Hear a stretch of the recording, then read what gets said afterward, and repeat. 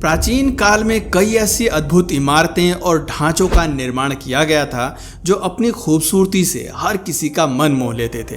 हालांकि आज के समय में इनमें से कुछ स्ट्रक्चर्स केवल टूटे फूटे और जर्जर खंडर के रूप में मौजूद हैं, लेकिन इन सब के बीच चौंकाने वाली बात यह है कि कुछ स्ट्रक्चर्स इतने बेमिसाल हैं कि आज भी इनकी खूबसूरती देखते ही बनती है। दरअसल इस प्राचीन खंडर के निर्माण की तकनीक इतनी एडवांस थी कि आज भी इनकी चमक फीकी नहीं पड़ी है। कुछ खंडर तो हजारों साल पुराने हैं और इसके बावजूद वो समय की कसौटी पर खरे उतरे हैं। और तो और ये प्राचीन खंडर चीख चीख कर अपनी खूबसूरती की दास्तां बयां करते नजर आते हैं। लिहाजा इस वीडियो में हम आपको दुनिया के सबसे प्राचीन खंडर और अद्भुत स्ट्रक्चर्स के बारे में बताने जा रहे हैं, जो अपने भीतर अनेक रहस्यों को समेटे हुए हैं। इनका आर्किटेक्चर इतना प्रभावशाली है कि यहाँ टूरिस्ट का खूब आना जाना लगा रहता है। अयुत्थाया, ये खूबसूरत जगह अयुत्थाया नाम से जानी जाती है, जो कि 14.84 किलोमीटर स्क्वायर एरिया में फैली हुई है। दरअसल ये एक ऐतिहासिक शहर है जो कभी सियामसी किंगडम की दूसरी राजधानी हुआ करता था। इसकी शुरुआत खेमेर मिलिट्री और ट्रेडिंग पोस्ट के रूप में की गई थी। अयुत्थाया की स्थापना लगभग 1350 में हुई थी, जो 14वीं और 17वीं शताब्दी तक खूब फला फूला। लेकिन 18वीं सदी में इस शहर को बर्मीसी आक्रमणकारियों ने नष्ट कर दिया। इस तरह 417 साल पुराना अयोध्या किंगडम का हमेशा हमेशा के लिए अंत हो गया। अपने समय में यह प्राचीन शहर दुनिया के सबसे बड़े और सबसे महानगरीय शहरी क्षेत्रों में से एक था। उस वक्त यह वैश्विक कूटनीति और वाणिज्य का केंद्र हुआ करता था। यहाँ कई मंदिर भी थे जिसमें लकड़ी का इस्तेमाल किया गया था, मगर आक्रमणकारियों द्वारा उन्हें जला दिया गया। इस वजह से अब यहाँ केवल पत्थरों के कुछ अंश और मंदिरों के बचे खुचे हिस्से ही देखने को मिलते हैं। जब भी कोई इन्हें पहली बार देखता है तो हैरान हो जाता है, क्योंकि इनका स्ट्रक्चर बेहद ही शानदार है। 1970 के दशक में नवीनीकरण शुरू होने के बाद से इस ऐतिहासिक शहर को देखने के लिए काफ़ी टूरिस्ट पहुंचते हैं। अब इस प्राचीन शहर के खंडहर आर्कियोलॉजिकल साइट के तौर पर खूब वाहवाही बटोर रहे हैं, जिसमें महल, बौद्ध मंदिर, मठ और स्टैचूज शामिल हैं। इस शहर का यूनिक स्ट्रक्चर हर किसी का ध्यान आकर्षित करता है। सबसे ज़्यादा चौंकाने वाली बात तो यह है कि उस वक्त इतनी उत्तम तकनीक का विकास भी नहीं हुआ था, तब भी इनका स्ट्रक्चर आज की इमारतों को मात देता नजर आता है। वर्तमान में अयुत्थाया थाईलैंड का एक शहर है जो बैंकॉक से लगभग 80 किलोमीटर उत्तर में है। यहाँ भगवान बौद्ध की एक विशाल सी प्रतिमा भी है, जिसे देखकर लगता है जैसे भगवान बुद्ध उपदेश दे रहे हैं। यहाँ कतार में बुद्ध भिक्षुओं की कई मूर्तियाँ भी हैं। पेड़ की मोटी मोटी जटाओं से घिरी ये प्रतिमा हर किसी को आकर्षित करती है। यहाँ मौजूद प्राचीन खंडर से लेकर अद्भुत मूर्तियाँ तक सभी कलाकारी का उम्दा उदाहरण है। स्टोनहेंज, इंग्लैंड में मौजूद इस अनोखी जगह को वर्ल्ड हेरिटेज साइट का दर्जा दिया गया है। अजीब सी बनावट वाली इन कलाकृतियों को देखकर वैज्ञानिक भी हैरान हैं। इन चट्टानों को मेगालिथ के नाम से जाना जाता है। वर्तमान में ये जगह इंग्लैंड का सबसे लोकप्रिय पर्यटन स्थल भी है। स्टोनहेंज की विशालकाय चट्टानों की ऊंचाई करीब 23 फीट तक है। इन चट्टानों को ऊंचा खड़ा करके एक गोलाकार शेप दी गई है। स्टोनहेंज में कुछ चट्टानों का वजन लगभग 50 टन तक है। कई देशों से पर्यटक स्टोनहेंज के अद्भुत पत्थरों को देखने के लिए आते हैं। इन रहस्यमयी चट्टानों को लेकर अलग अलग तरह के दावे किए जाते हैं। कुछ लोगों का कहना है कि इनका निर्माण प्रागैतिहासिक काल में हुआ था। वहीं दूसरी तरफ काफी लोग स्टोनहेंज के इतिहास को कांस्य युग से जोड़कर देखते हैं।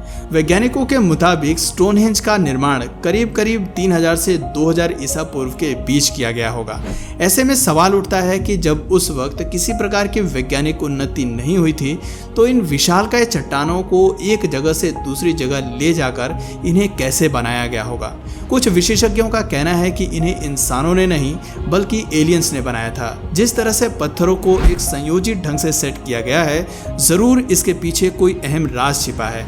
उस समय के लोगों के लिए ये कार्य करना नामुमकिन था। अगर स्टोनहेंज के इन पत्थरों को ऊपर से देखा जाए तो ये काफ़ी हद तक हमारे सोलर सिस्टम की तरह दिखते हैं। आज तक वैज्ञानिक स्टोनहेंज के इन पत्थरों का रहस्य नहीं सुलझा सके हैं। टेराकोटा आर्मी, ये प्राचीन जगह चीन में मौजूद है, जहां मिट्टी से बने 8000 सैनिक तकरीबन 2000 साल से अपने राजा की कब्र की सुरक्षा कर रहे हैं। बेशक सुनने में आपको थोड़ा अटपटा लग रहा होगा, पर सच तो यही है। दरअसल इसे पूरी दुनिया में टेराकोटा आर्मी के नाम से जाना जाता है। ये चीन के पहले सम्राट चीन शी हुआंग की गुप्त कब्र है। मिट्टी से बने इन सैनिकों के बारे में दिलचस्प बात यह है कि हर एक का चेहरा अद्वितीय है, सभी को हाथ से तराशा गया है। हर सैनिक की ऊंचाई अलग अलग है और सभी को अलग अलग भूमिका में तैयार किया गया है। सभी योद्धा तीर, कमान, भाला और तलवार जैसे हथियारों से लैस हैं। ये पुतले इतने सजीव लगते हैं कि जैसे अभी उठ जाएंगे। यही कारण है कि यहाँ जाने वालों के लिए ये एक लोकप्रिय टूरिस्ट डेस्टिनेशन है। इस जगह के बारे में तब पता चला जब 1970 के दशक में स्थानीय लोग एक कुएं के लिए खुदाई कर रहे थे। इसके बाद 1.5 किलोमीटर के दायरे में खुदाई करवाई गई। तब एक बड़े स्तर के ग्राउंड में 11 कतारों में खड़े 8000 मिट्टी के सैनिक जमीन से बाहर निकले। आपको ध्यान हो तो जिस तरह इजिप्ट में शासक की मौत के बाद पिरामिड बनाए गए थे, उसी तरह चीन में शासक की कब्र की रक्षा के लिए सैनिक तैनात किए जाते थे। एक रिपोर्ट के हिसाब से 2010-2009 ईसा पूर्व में चीन के राजा किन शी हुआंग की मौत के बाद पक्की मिट्टी से इन सैनिकों को बनाया गया था।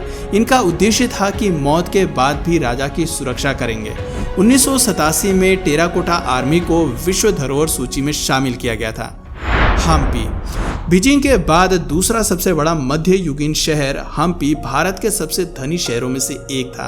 अपने समय में ये शाही महल और शानदार मंदिरों के लिए फेमस था, मगर अब केवल यहाँ ढहते खंडर ही रह गए हैं। इसे 14वीं शताब्दी में 2 राजकुमारों द्वारा स्थापित किया गया था। इसकी शुरुआत नदी किनारे धार्मिक केंद्र के रूप में की गई थी। हम्पी दक्षिण भारत के एक पुराने शहर विजयनगर में स्थित एक छोटा सा गाँव है। संस्कृत में विजयनगर का अर्थ है जीत का नगर। 1336 से 1565 तक ये शहर विजयनगर साम्राज्य की राजधानी था। उस समय विजयनगर साम्राज्य दक्षिणी भारत के अधिकांश हिस्सों पर राज करता था। फिर 1565 में डेक्कन महासंघ ने इस शहर पर जीत हासिल कर काफी समय तक यहाँ की संपत्ति को लूटा। इस शहर की खुदाई करने पर यहाँ कई भव्य महल, मंदिर, पानी की सुनियोजित व्यवस्था और कई दूसरे बुनियादी ढांचे मिलते थे। 1986 में इस प्राचीन शहर को यूनेस्को द्वारा विश्व विरासत स्थल घोषित कर दिया गया। आपको सुनकर अचरज होगा कि इस इलाके में 500 से ज़्यादा मंदिर मौजूद हैं। इनमें से विठल मंदिर की बनावट सबसे खूबसूरत और अनोखी है। ये द्रविड़ वास्तुकला का एक अद्भुत नमूना है, जिसमें बड़े बड़े पत्थरों पर बारीक नक्काशी की गई है। यहाँ एक पत्थर का बना एक ऐसा मंदिर है जो देखने में एक रथ की तरह लगता है। ये विष्णु मंदिर भगवान के वाहन वरुण को समर्पित है। कहा जाता है कि ग्रेनाइट के ये पहिए किसी समय में घुमा करते थे। विठल मंदिर में लगभग हर जगह भगवान और पौराणिक लोगों से जुड़ी बातें और उनकी मूर्तियां पत्थरों पर उकेरी गई हैं। विजयनगर के इन प्राचीन अवशेषों में भारतीय इतिहास के सुनहरे युग की झलक साफ देखी जा सकती है। हम्पी की इन प्राचीन धरोहर को देखने के लिए यहाँ सैलानियों की खूब भीड़ जमा होती है। विदेशी टूरिस्ट हमारी संस्कृति से काफी प्रभावित होते हैं। एफिसुस किसी आम इंसान के लिए ये जगह एक प्राचीन खंडर से ज़्यादा कुछ नहीं है, लेकिन जब आप इसके इतिहास पर नज़र डालेंगे तो हैरान हो जाएंगे।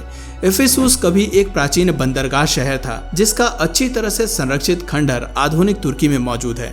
2000 साल से ज़्यादा पुराना ये शहर कभी आर्टेमिस के प्रसिद्ध मंदिर का घर था। एक समय था जब इस शहर को सबसे महत्वपूर्ण ग्रीक शहर और भूमध्य सागरीय क्षेत्र में सबसे महत्वपूर्ण व्यापारिक केंद्र माना जाता था। इतिहास में इस पर कई बार हमले हुए, लेकिन एफिसुस ने अपना अस्तित्व बचाए रखा। जो चीज़ें इन खंडर को सबसे अलग बनाती हैं वो ये है कि ये काफ़ी इमर्सिव हैं। कई अन्य संरक्षित पुरातात्विक स्थलों के विपरीत आप इस शहर के हर हिस्से को छू सकते हैं, खड़े हो सकते हैं और चल सकते हैं। यहाँ देखने लायक कई चीज़ें हैं, जिसमें प्राचीन सार्वजनिक शौचालयों की एक श्रृंखला, सेल्सियस की लाइब्रेरी, वेरियस का बाथ, हाड्रियन का टेम्पल और प्लेटिनियन शामिल हैं। ये एफिसुस के 25,000 सीटों वाले ग्रेट थिएटर का भी घर है, जो प्राचीन दुनिया का सबसे बड़ा आउटडोर थिएटर माना जाता है। बोरोबुडुर वर्तमान में अनेक ऐसी प्राचीन जगह या फिर इमारतें मौजूद हैं जिन्होंने समय के साथ अपना तालमेल बना कर रखा। इन्हीं में से एक है बोरोबुदुर। दरअसल ये एक विशालकाय बुद्धिस्ट टेम्पल है जो इंडोनेशिया में मौजूद है। इसकी सबसे बड़ी खासियत ये है कि ये ज्वालामुखी पत्थर के प्रभावशाली 2 मिलियन ब्लॉक से तैयार किया गया है और दुनिया का सबसे बड़ा बौद्ध मंदिर है। इसे 8वीं और 9वीं शताब्दी ईस्वी में शैलेंद्र राजवंश के शासनकाल के दौरान बनाया गया था। इतना समय बीत जाने के बाद भी ये आज भी अपने मूल रूप में मौजूद है। इस स्मारक में 6 वर्गाकार चबूतरे हैं। जिसके ऊपर 3 गोलाकार चबूतरे हैं। इसे 2000 से अधिक रिलीफ्स और 500 बुद्ध प्रतिमाओं से सजाया गया है, जिनमें से प्रत्येक में एक बौद्ध शिक्षा की रूपरेखा है। यहाँ का एक एक कोना अपने आप में बहुत अनूठा है। इनकी इंजीनियरिंग को देखकर आज के आर्किटेक्चर भी दंग रह जाते हैं। कोलोसियम सबसे प्रतिष्ठित रोमन खंडरों में से एक कोलोसियम अपनी शानदार स्टेडियम संरचना और क्रूर इतिहास के लिए प्रसिद्ध है। 80 ईस्वी में इनका अनावरण किया गया था, जहां विभिन्न इवेंट्स के मंचन के लिए 50,000 सीटों वाले एम्फी थिएटर का निर्माण किया गया था। ये वही जगह है जहां सम्राट, उनके समूह और रोम के लोग भयानक ग्लैडिएटर कॉन्टेस्ट को देखने आते थे। कोलोसियम इटली के शहर के केंद्र में मौजूद एक अंडाकार एम्फी थिएटर है। ये अब तक का सबसे बड़ा प्राचीन एम्फी थिएटर है और अपनी उम्र के बावजूद आज भी दुनिया का सबसे बड़ा स्टैंडिंग एम्फी थिएटर है। इसके आर्किटेक्चर के आगे आज की वास्तुकला कुछ भी नहीं है। इसके पिलर्स काफी प्रभावशाली हैं। अपने सुनहरे दिनों में ये ट्रेवर्टाइन और संगमरमर की मूर्तियों से सुसज्जित था। यहाँ आए दिन सैलानियों की भीड़ लगी रहती है। पेट्रा ये जगह रॉक कट आर्किटेक्चर और पानी की नाली प्रणाली के लिए खूब फेमस है। इसे रोज सिटी भी कहा जाता है, जिसे हजारों साल पहले खानाबदोशों द्वारा गुलाबी बलुआ पत्थर की चट्टानों से उकेरा गया था। 1985 में यूनेस्को ने इसे विश्व धरोहर स्थल से नवाजा था। यूनेस्को ने पेट्रो को one of the most precious cultural properties of man's cultural heritage के रूप में वर्णित किया है। पेट्रा लाल सागर और मृत सागर के बीच बसे जॉर्डन में स्थित है। ये विश्वास करना मुश्किल है कि कभी ये शहर हरे भरे बगीचों, महलनुमा घरों और भीड़भाड़ वाले बाजारों से भरा हुआ था, लेकिन अब यहाँ ऐसा कुछ भी नहीं है। हालांकि इसकी खूबसूरती को देखने के लिए दुनिया भर से पर्यटक पहुँचते हैं। इसका इंटीरियर देखने लायक है। दोस्तों, आपको इनमें से कौन सा एंशिएंट स्ट्रक्चर सबसे बेहतरीन लगा, कमेंट करके ज़रूर बताइए। अगर आप एंशिएंट स्ट्रक्चर्स के बारे में और अधिक जानना चाहते हैं तो हमें कमेंट में इसका पार्ट 2 ज़रूर लिखिए। अगर इस वीडियो से आपको कुछ नया जानने या सीखने को मिला तो प्लीज़ इस वीडियो को एक लाइक करके अपने फ्रेंड्स और फैमिली में से ज़रूर शेयर करें। और यदि आप इस चैनल पर नए हैं तो प्लीज़ इस चैनल को सब्सक्राइब करके बेल नोटिफिकेशन आइकन को ऑन कर लीजिए, ताकि हमारे आने वाले वीडियोज़ आप मिस ना करें। मिलते हैं फिर किसी वीडियो में नए टॉपिक के साथ। तब तक के लिए नमस्कार।